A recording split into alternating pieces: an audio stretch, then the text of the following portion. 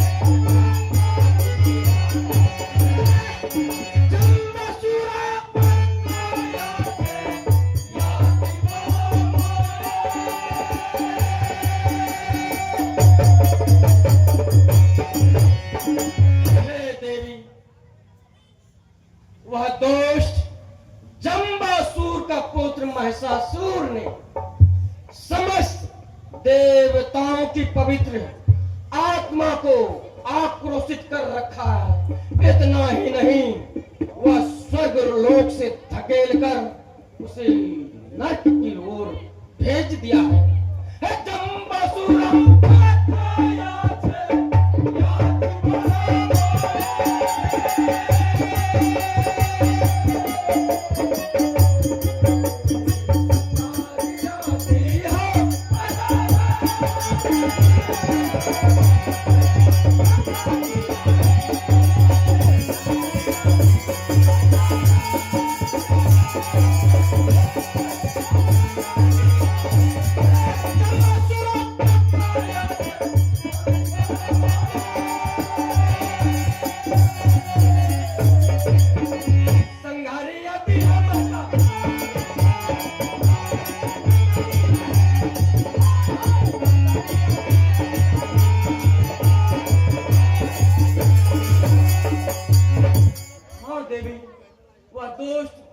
जम्बासुर का पुत्र महिषासुर को वध करने के लिए हमने समस्त देवताओं की शक्ति एवं तेज प्रकट करके तुम्हें अवतार किया हूँ उस दुष्ट को वध करने के लिए।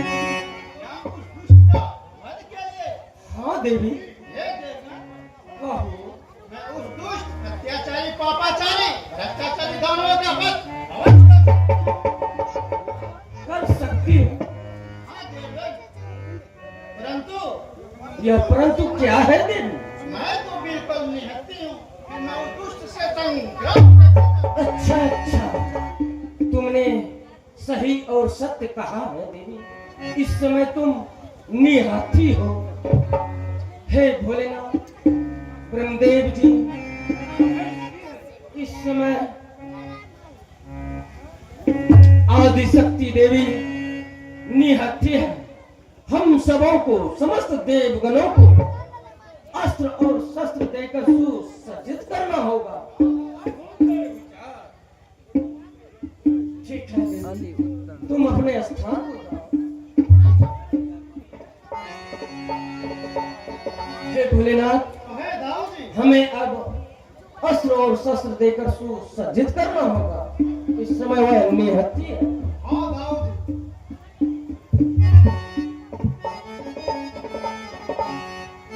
मैं भी अपना अस्त्र और शस्त्र देकर सुसज्जित